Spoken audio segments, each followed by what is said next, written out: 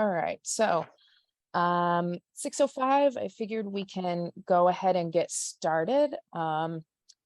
We have Jeremy here. I'm Emily with Neighborhood Sun. I'm the VP of Marketing.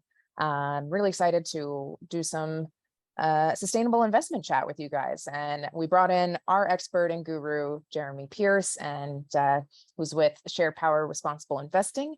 And Jeremy, yeah, if you want to go ahead and give a quick introduction, that'd be awesome. Great.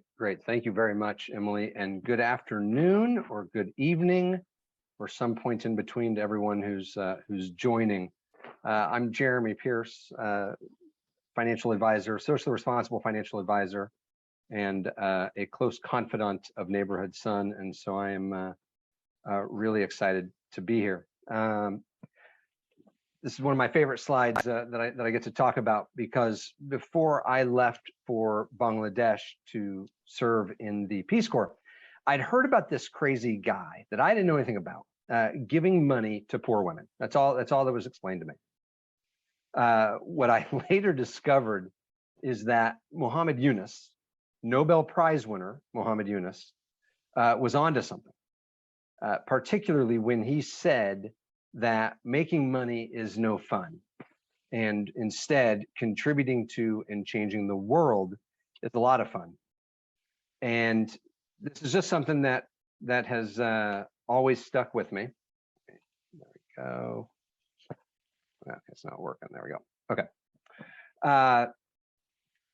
It's something that has always stuck with me. 1,000 years later, I serve as this socially responsible financial advisor. I have a lot of fun every day. I've co-founded with 9 other advisors, SharePower. And I'd love to tell you about my first day working at Wells Fargo, and the look I got when I started talking about green investing. Uh-oh. There we go. Okay. But instead, if you'll permit me, I'd rather just tell you what it is that I tell my clients, and that is, it is okay to make money. And in fact, we are able to make the world a better place. We are able to address societal concerns. We are able to change corporate behavior and promote sustainable and equitable communities, and make money at the same time. And they don't have to conflict. The overarching message is that everyone listening, everyone participating in today's webinar can be a socially responsible investor. You can invest your money in retirement accounts. You can do it in non-retirement investment accounts. You can also do it in savings accounts.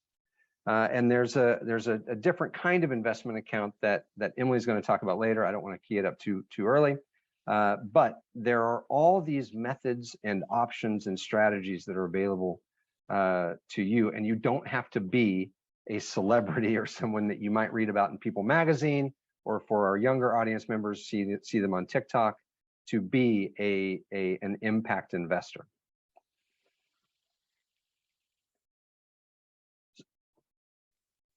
Uh-oh, what's happened here? But that's fine.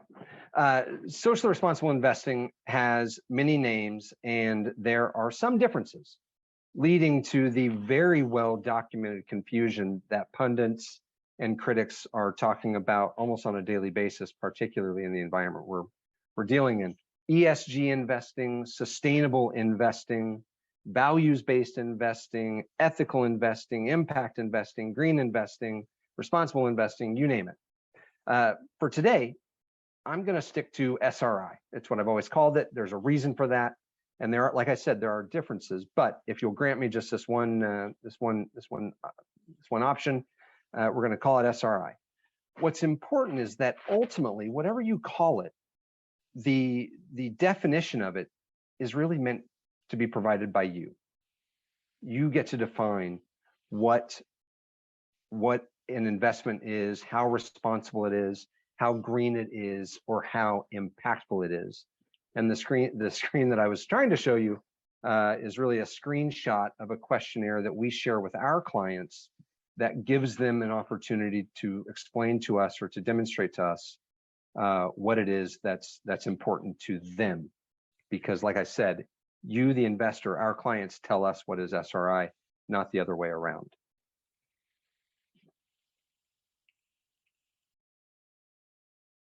For the normal human being out there, how you define SRI comes down to 3 components.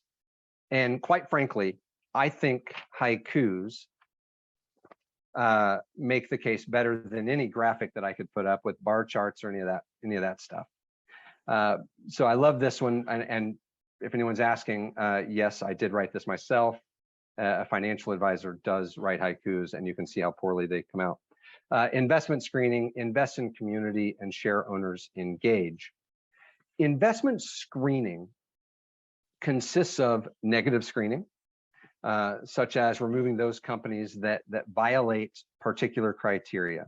Maybe they pollute, maybe they make dangerous products, or perhaps they even treat their employees poorly. I'm getting ahead of myself, sorry about that. Perhaps they, like I said, perhaps they treat their employees poorly. You can also include those companies that are advancing those values that you care about, such as addressing climate change or building a diverse board of directors. The next component, community investing, is the strategy of directing capital to often underserved sectors, locales, or populations. Think post-Katrina New Orleans. You can think of post-recession Detroit.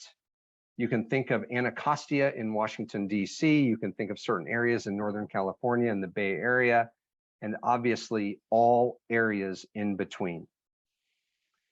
The third leg of the stool, of the SRI stool, is share owner advocacy. And it is built around the idea of responsible ownership. You can own a company that may violate some criteria, but you're using that opportunity or that ownership, that seat at the table, to demonstrate to a particular company how they stand to improve their bottom line by adopting a more responsible or a more sustainable or a more impactful, choose your adjective, practice. That could be reducing operational waste, or it could be supporting your employees and providing employees benefits for same-sex relationships. These are all values that you as a share owner, as a shareholder, can encourage a company to consider in their business model and in their everyday business dealings, and even things that go on at the management level or the board level.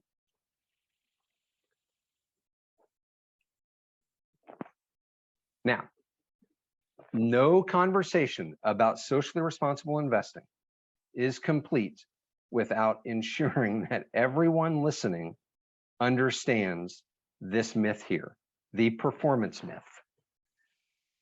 The idea that SRI leads to subpar performance.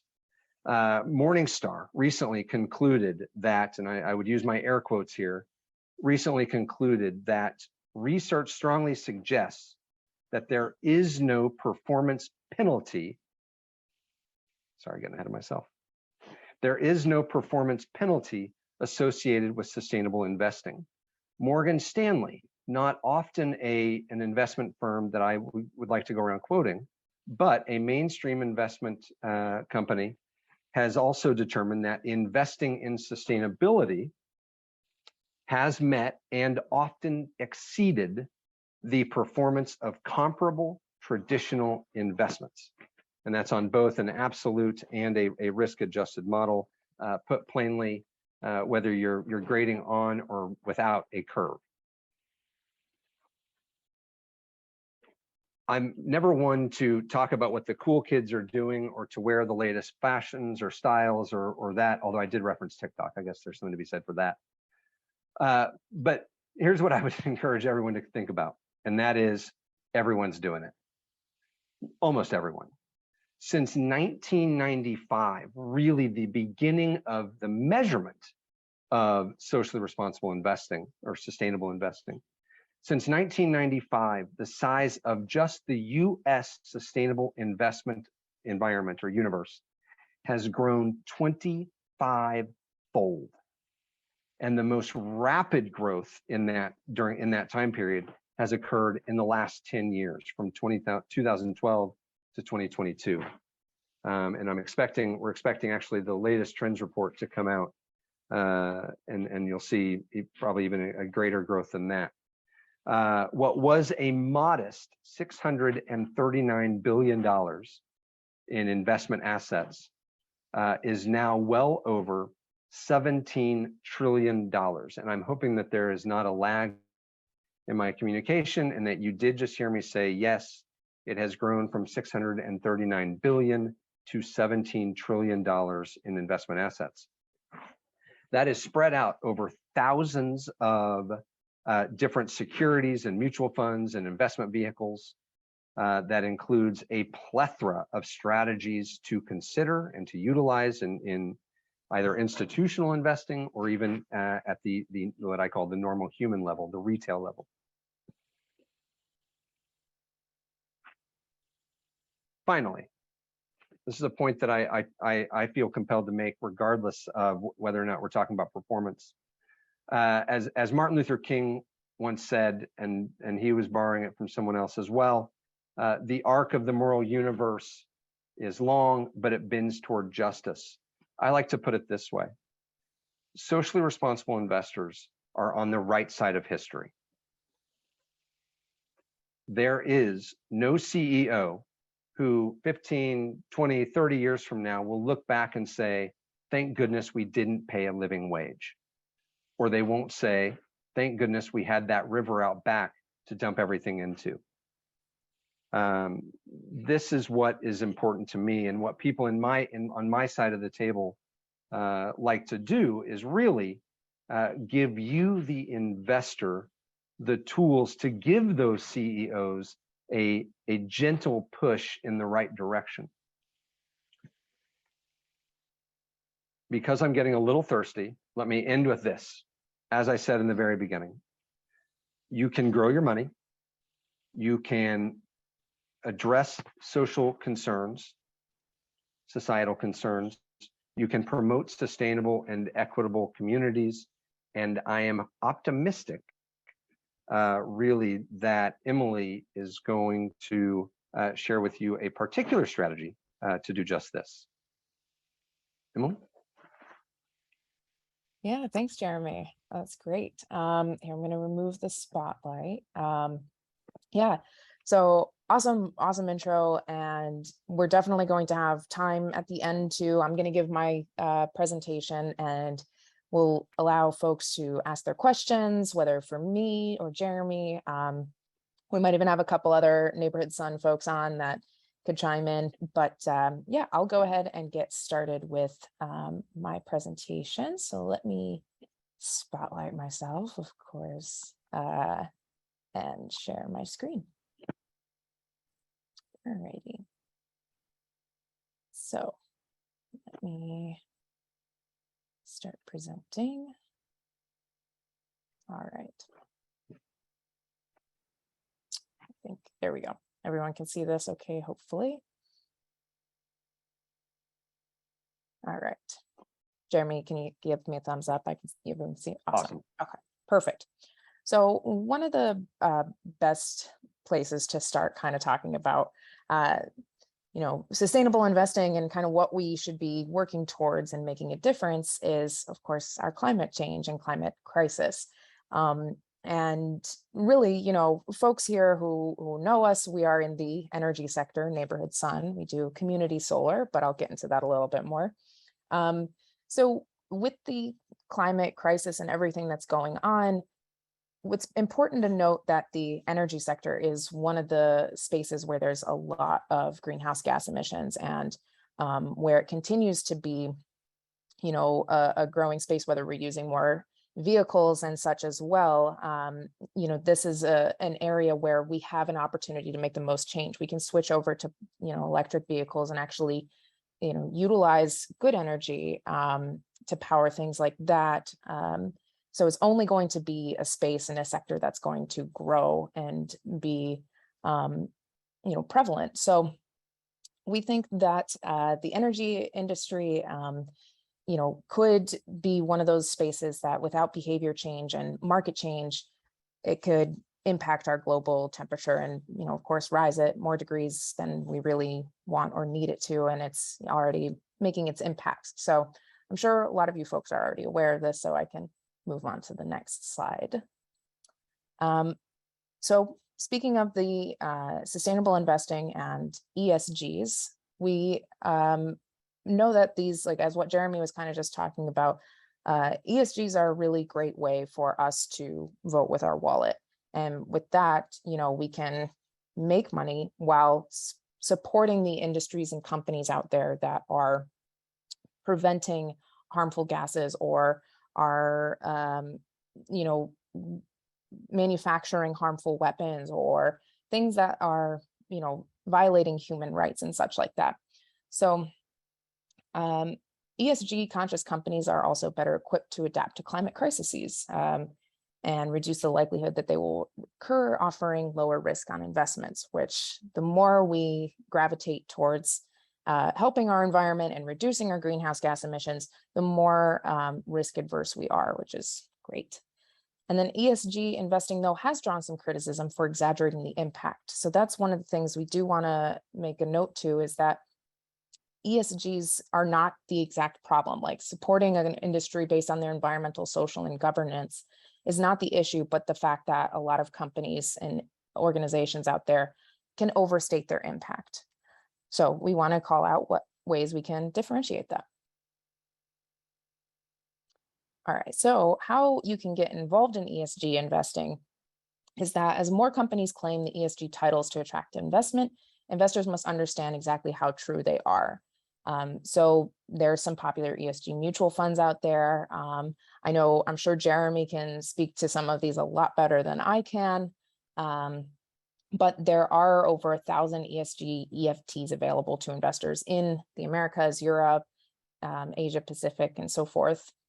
But the one thing is, it's becoming less difficult for investors to screen companies' true ESG impact. So just ask Jeremy. But what's really great is there are still companies out there that are trying to make this impact. And ways we can do that is by democratizing this impact. So one of it being financial technology has enabled millions to take control over their investment. So organizations like Indiegogo, Wefunder, Acorn, things like that are giving more power to the people to actually take a deeper look into some of these companies and industries and see exactly what they're reporting on, how they're treating their employees, how they're reducing greenhouse gas emissions and things like that. So crowdfunding fintech companies has empowered the ESG revolution. It really goes hand in hand with the different sustainable, socially responsible investing that Jeremy was talking about, as well as making sure that you're making a direct impact with these different crowdfunding platforms. So our Wefunder campaign is an opportunity to take the ESG a step further, and that's what I'll talk about now. So good old neighborhood sun. We're a community solar company, so what we do is we make sure that energy is accessible and affordable to everyone, not just those who can afford to, purchase solar panels, or those that live in suitable environment households or something. So in a lot of cases, there's folks that maybe can afford to put panels on, but their houses aren't facing the right direction, or they're in a home with an older roof or things like that. So what we do with community solar is make it a way that everybody can have a chance to get their electricity from a renewable source and not just continue supporting the fossil fuel industry. So caring for our community is risk management. It's making sure that the more individuals we have contributing to this, the better air quality is, the better, the more demand there is for clean energy and such. And so that only just continues to propel this, this movement. And a big piece is that we focus on maximizing the good instead of just excluding the bad. So talking a little bit previously with the ESGs and what Jeremy was saying too, is that a lot of these, or some of these funds and such are just excluding some of the bad practices. They're not necessarily always just, trying to push forward the beneficial things, like making sure employees have, paid volunteer hours or things like that, that are really beneficial for our society, but are just excluding ones that are clearly very harmful. So, all right, next slide. So community solar, a really awesome piece about this is how it really empowers the community. In the environmental space, of course, we're offsetting greenhouse gas emissions by utilizing the sun's energy. We're preventing tons of carbon emissions. And on the governance side, we're very financially transparent. We have our impact reporting, and which we're really proud of. We've got a great diverse group of leadership and employees. And we also do things in the social space, like discounts for low and moderate income families. We have funds even. We have our neighbor benefit fund that supports those, especially during financially hard times when they need to still keep the lights on. We donate a lot to our partner organizations, and we have close relationships with a lot of local organizations in the community that we also want to support their mission, those that are trying to do just as good in the space by, a lot of different things. There's tons of different great companies out there, but so yeah, one of the other couple pieces, I mean, you can see kind of on the outside of our circle, we've got the fact that we're a B Corp, we're promoting local energy equity, we're democratizing renewables, which is really exciting. It's not just the company determining, or the utility company determining where you're getting your electricity. I mean, granted, that's still the case in a lot of states, or for some folks out there, but the more that we increase the demand for this, the more pressure there is on these industries and companies to democratize this and allow for more buy into renewables and others that are doing better and not just putting out carbon emissions. So, and a big piece that we love talking about is that we're a B Corp. So being a certified B Corp really kind of just takes that ESG level of environmental, social, and governance just like one step beyond. So we've got a great score that measures, we do this report, we do this impact report. We're assessed by B Labs, who make sure that companies like Patagonia or Ben & Jerry's or Seventh Generation, all of those are, making sure that they're doing the right for their employees, for their community, and things like that. So we've been rated best for the world in the environment category, meaning we scored within the top 5% of B Corps for having a really high score in that space. And we do have like one of the highest scores in the solar industry, which is really amazing. And just to speak a little bit more, we go beyond this in the sense too that these are our manifesto pieces that we live by. Like, so this every day when we go to work, these are the pieces that are top and forefront of our mind and of our work and what we're putting into the company. So making sure that we put our customers, our employees, our community first, and all of that is really important to us.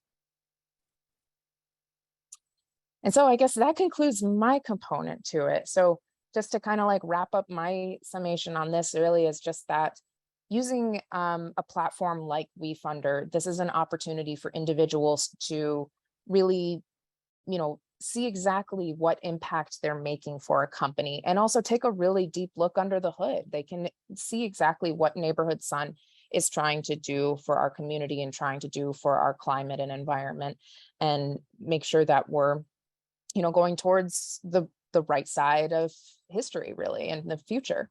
So this is just a really cool space. I'll even pull up our Wefunder page for anybody who hasn't had a chance to take a look at it. You can always go to wefunder.com and you can find us either by searching here or just going to Neighborhood Sun. So there's a lot of great details here. We've got an awesome video. This is our team. And just it shows a lot of the success, and it shows that this is a space that is growing. I mean, community solar and the solar space is the fastest growing there in the energy space right now, and specifically community solar is the fastest growing in the solar industry. So it's really incredible. And yeah, we've got an excellent team here. You can see a whole lot about what we're doing, which is serving the 80% of the market that can't get rooftop solar or other forms of renewables, either due to cost and so forth, as I mentioned. But feel free to check us out on Wefunder, and I will stop presenting at this point, and I guess just open the floor for questions. So let me remove my spotlight. All right, so anybody feel free to add some questions into the chat, or you can raise your hand. I think that's an option here to do that somehow in Zoom, or you can always just, like, if you want, unmute yourself and ask away.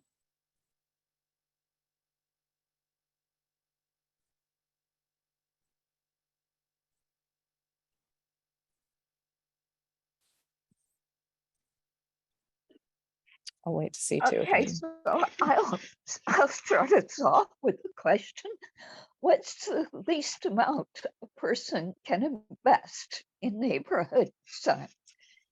Great question. Yeah, the minimum is $250. So it's a small amount to invest, and yeah, it's at a convertible note. I don't think I can talk too much about like the terms or anything, just legally speaking, but they're viewable on Wefunder. So yeah.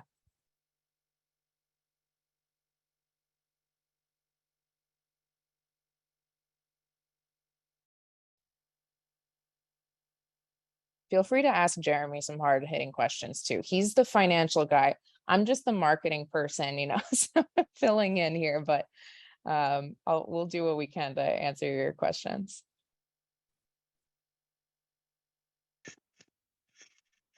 I feel like the Lone Ranger here. I hate to take up the time. No, this is great. If you have them, ask them away. Yeah. Okay. So, Jeremy, some of the examples you mentioned are actually not, to my mind, the greatest examples in the world, because often after a hurricane or a disaster of some sort, rich, and I'm going to say the words, rich white developers and rich white investors move in and take over land that was owned by less not rich people. But I hate saying poor because that sounds like something else, but low-income people. And the neighborhoods are gentrified.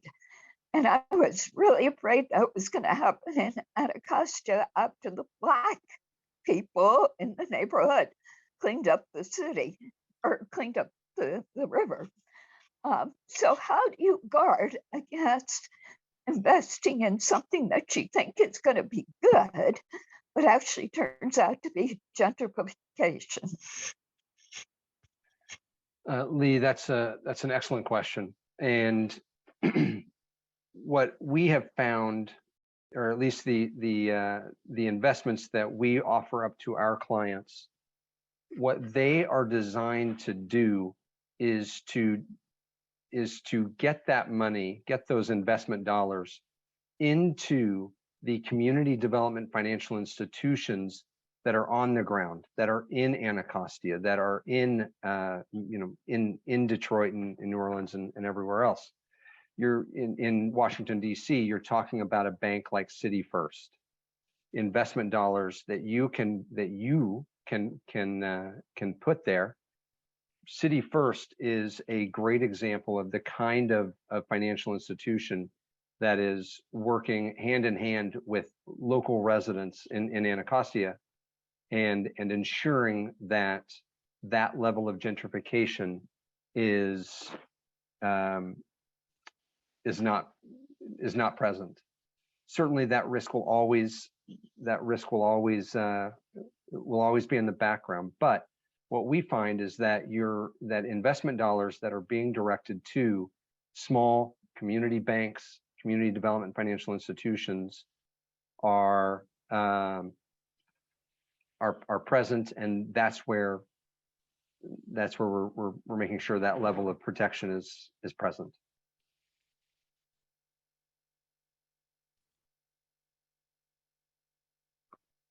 Excellent. Yeah, that's a really great question, Lee. I see there's a question in the chat as well. So how is the Inflation Reduction Act bill that was just passed going to benefit Neighborhood Sun's growth and future plans? So I'll take my first quick stab, but I know we have a couple others on the Neighborhood Sun team that if they want to chime in, by all means. But it's incredible. It means we are moving towards this clean energy revolution. The fact that there are,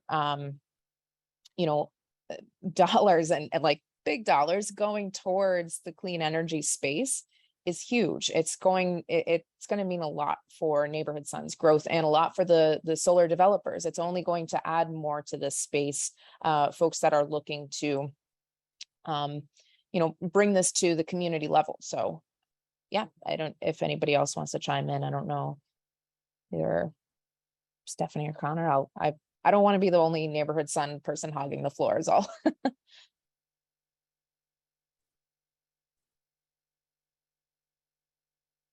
Cool.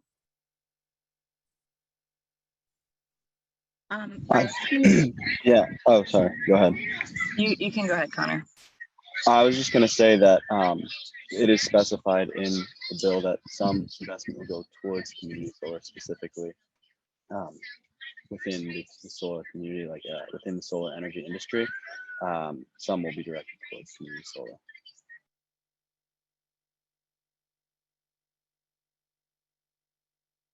Yep. I also wanted to speak to Lee's last question, actually, if that's okay. Yeah, of course. So my name's Stephanie, and I'm the Director of Communications and Sustainability with Neighborhood Sun. And I just wanted to sort of emphasize a point about our community round and how Wefunder allows for investors to get a bit more information than they might be getting through ESG criteria, just because a lot of that isn't going to be disclosed. So you're able to get a lot more information about the ethics and best practices of a company when you invest through a platform like Wefunder, where you can get to know it a lot more, and companies like Neighborhood Sun having these community rounds that allow other community members, customers, just fans of the brand, and essentially anyone to support and help accelerate the clean energy transition. These are just, as well as the B Corp certification, these just give you a much more granular look at a company's impact. And so rather than investing in a fund that might exclusively be prioritizing the exclusion of bad industries such as the tobacco industry, weapons, alcohol, things like that, you can focus on companies that are intentionally doing good in the climate change advocacy space. And as far as clean energy, that's the basis for all change. So once we can get all these other companies on clean energy, then that's just going to have a much greater impact than investing in one company that might be paying for solar credits, but isn't helping other companies add that value. Great points. Thanks, Stephanie. I see a couple other questions in the chat. So what are the areas of the country that Neighborhood Sun is targeting for future growth? And that's a great question. So as more and more states are adopting policies and legislation to promote and regulate community solar, there's a lot of opportunity. So it's already existing in places like New York, Massachusetts, Maine, Colorado, Minnesota. Those are all great targets for us. We're operating right now in New Jersey, actually quite a few states, Massachusetts, New York, Maine as well, and Minnesota, as I mentioned, Colorado, all the ones I was just chatting about. But there's some great new markets with new potential as well, such as New Mexico. There's also California, which is looking to open this market as well. And that would be a huge, huge avenue. I mean, the Sunshine State, can't go wrong there. So we're focusing a lot on the East Coast. I mean, we're based in Maryland. It's, where we're local with, but we want to make sure we're still growing into states where we can continue to be local. We want to make sure we're working with a lot of the local organizations and partners in those areas. So as we do expand and look into other states, we're going to make sure we're just helping everyone right in those states as well. So good question. Another one is, are you finding difficulty getting connection approvals to PJM, which is the larger grid that a handful of mid-Atlantic states are drawing their electricity from, or finding real estate to build projects? That is a good question for probably our solar developers that we partner with, but in those cases, there doesn't seem to be too many hurdles right now. We're seeing a lot of solar projects requesting for approval and looking to request for build. There's also a lot of brownfields still out there, a lot of previous landfills that are excellent opportunities that can't provide other infrastructure but can provide a solar farm. There's also a lot of opportunities with farmland where, as though they can still grow crops and such in some of these cases with solar farms, it also allows the farmers to receive leasing incentives and such, and payback to help them continue operations that aren't necessarily using that land. So it doesn't seem to be a big hurdle for us at this point, and we're only seeing more and more buildings or real estate in places looking to incorporate this as more buildings are being LEED certified or looking to be more sustainable. It just seems to work in the developers' favors, honestly. So good questions. I'll keep reading these off. Will Neighborhood Sun potentially or possibly be approached by the solar big players like Sunrun or SunPower for a buyout, or are your plans to grow on your own? Another really good question. It is a growing market. There's a lot of big players out there, but there's a good reason for us to continue growing on our own and sticking true to our values too, being a B Corp, making sure we're supporting our local organizations in our community. And we think we have a really, really great team and a really great product. We've got our Sun Engine platform software, which we're constantly improving and optimizing every day to make it more user-friendly for the customer, for our partners, for our employees.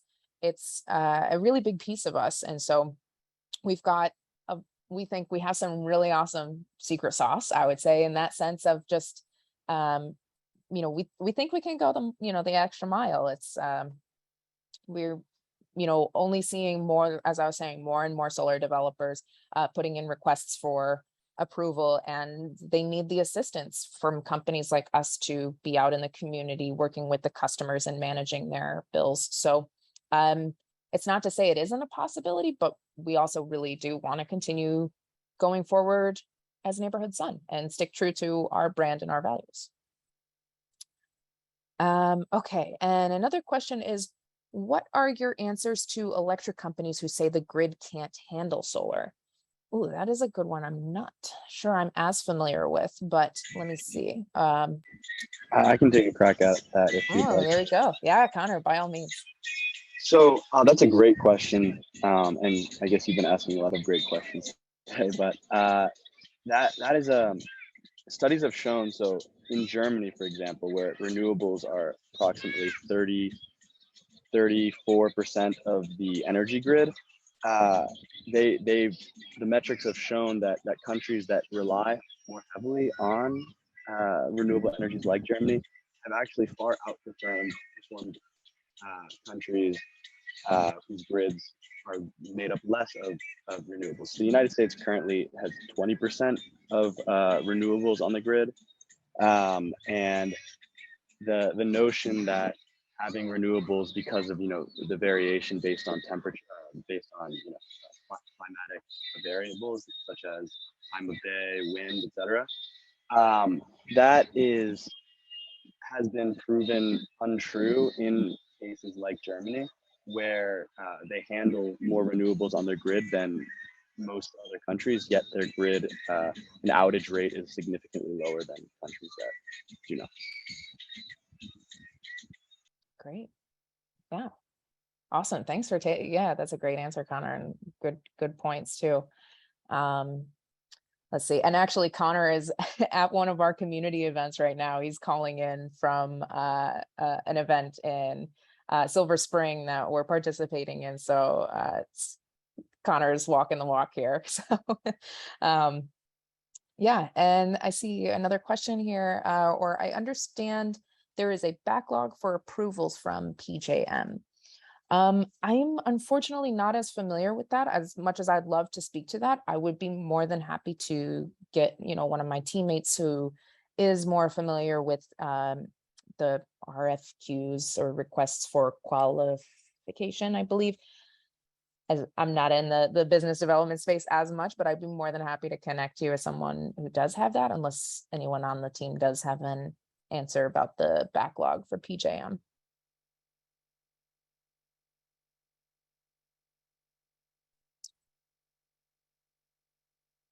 Okay. Oh, I see another question pop up. Is the Neighborhood Sun annual report available? Is there a link on the Wefunder or NS site? Is our annual report available? That's a good question. And it might, I know we do have our financials and projected revenue and other components available on the Wefunder site. So that is something people can certainly check out. Another thing too, I think is, folks can always get in touch with us too. If this is something that can be communicated with Gary, who's our CEO, he has a link that I will share around with everyone where you can book a meeting with him at a time that's convenient for you all and, chat about these things. If this is something that maybe isn't publicly available right now, either for legal purposes, I'm not entirely sure, then yeah, it's something that we are more than happy to be transparent about. It's a big part of what we do. All right, so is Neighborhood Sun growing in a niche market, or are you competing with the big solar players? Really good question too.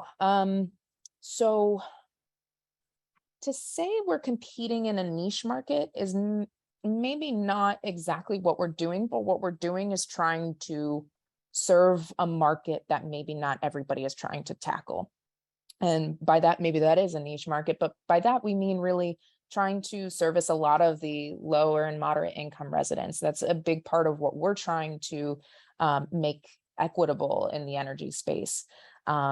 So it's not that a lot of the big players aren't operating in that area. It's just that, it can be more difficult. It's, there's a lot of folks in these spaces, in these communities have, received a black eye to this, or, given a black eye in this market because a lot of other energy players have come in and said, hey, we can, reduce your electricity rate. And then 3 months later, we're going to jack up the rate and you're stuck in a contract or something like that. And it's tough there. It's easy to be preyed on in these cases. And we don't, we want to change the narrative there.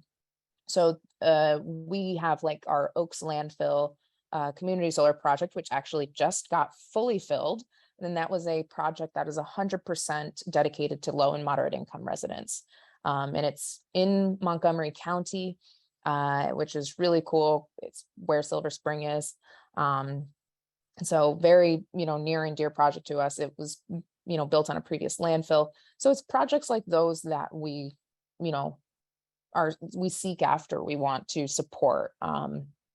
So going up against the big players, I mean, yes, of course, like we, want to, but the more we can do in our community and the more we can continue to support local in that sense, we think we're doing the right thing. If the big players aren't necessarily doing that, we don't necessarily want to be going up against them in that case. Okay, got another question here. Just getting back to the question about grid capacity. I know a little about the electric grid, so can you address how the German electric grid companies with what we have in the US in terms of our ability to handle solar, and what would need to change to make America's grid more solar friendly? Connor, I'm not sure if you're there and able to chime in with that, or if anybody wants on the Neighborhood Sun team to tackle a little bit about what we can do or what America needs to do in our space to make the grid more solar friendly. Yeah, I mean, I can talk a little bit about that. I would say that, you know, there's been serious concern on both in politics and otherwise about the grid's ability to handle renewables, but also just energy in general. And that's, I think, why in a lot of cases, that's a big reason why some policy has been passed in recent months and years to address the infrastructure issues related to that, and why a significant amount of money from these bills are dedicated to renewable infrastructure and electrical infrastructure. So the technical side of that, like what exactly we need to change, I'm not 100% familiar with, but I know that on a policy basis, there's definitely huge efforts to improve the grid and make sure that, you know, every type of energy, no matter what it is, you know, fully supported.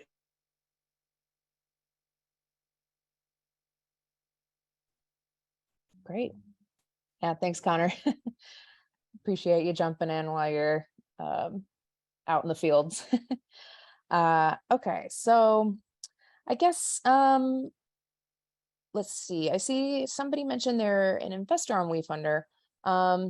So how does our company differ from something like Power, P-O-W-U-R? And I'm actually not as familiar with that company or what they do so much. I would be more than happy to, you know, give you my email, send you Gary's. We'd be happy to chat about this and explain how we differ. I just unfortunately can't speak to it right now as I'm not as familiar with that company, but yeah. And feel free also, I mean, if for sustainable investing, I love that everybody's really interested in Neighborhood Sun and what we're doing. Very, very all for that. But if anybody still has any questions for Jeremy, he's hanging out. I see he has his hand raised actually, and thank you for doing that. I couldn't see it in the for a minute there. So yeah, if you want to chime in, Jeremy. Forgive me, Emily. There was I did get a private question that someone wanted me to inquire or to address the idea of greenwashing, and that's probably something that I should build into my slides. The question really was how strictly